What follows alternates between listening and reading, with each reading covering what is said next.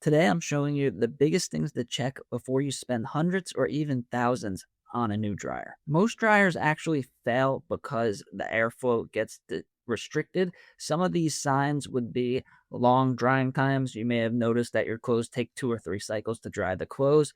You may notice that the top of the machine is really hot, like you could fry an egg on top of it. Or you may even be getting a really scary burning smell every time you run the dryer, or just when you take your clothes out of the dryer, you still see that they're damp.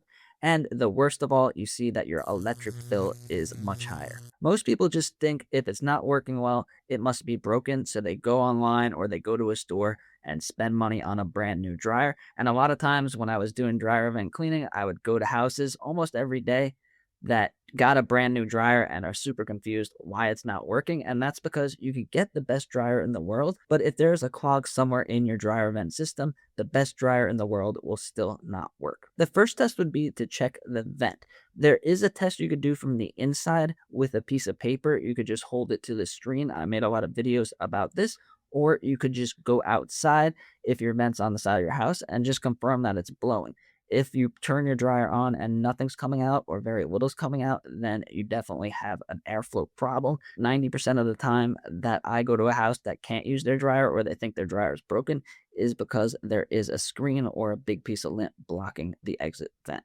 Dryers don't actually dry the clothes, they remove moisture from them through airflow. So if there's any type of restriction, the efficiency of the dryer is going to go down. And once it gets clogged too much, it won't dry the clothes at all. And that's why it seems like your dryer is broken. And the restriction overheats the dryer, and then this could cause your dryer to be damaged. The next thing to check would be the transition vent. I see this all the time.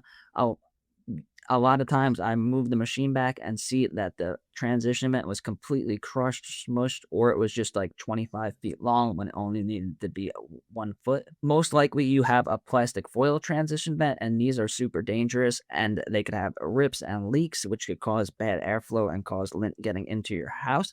The only one I would recommend is Dryer Flex. It's flame resistant, crush resistant, and kink resistant, so it won't get kinked up and restrict your airflow. Another thing could be there could be a lot of water in the transition vent. If you kept putting clothes in and then they're not drying, then all the water is going to go back into the vent, and then obviously air can't go through water.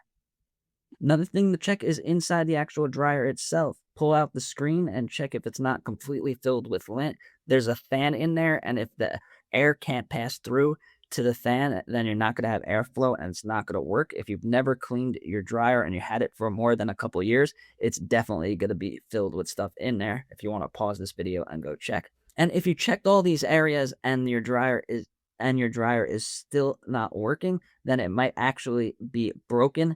And the first one is going to be if it's not getting hot at all. If it's getting too hot, that means it's overheating and it has restricted airflow. So once you clean it, it should work again. But if there's no heat at all, there's nothing that you could do. Cleaning it isn't going to magically turn the heater on. And trust me, a lot of customers were upset about that. But also the reason why there's usually no heat is because the heating element overheated because it was clogged. Next is going to be if the drum is not spinning at all. This is due to the bearing or mechanical issue with the dryer, and this is not going to be fixed by cleaning the vent or not having good airflow.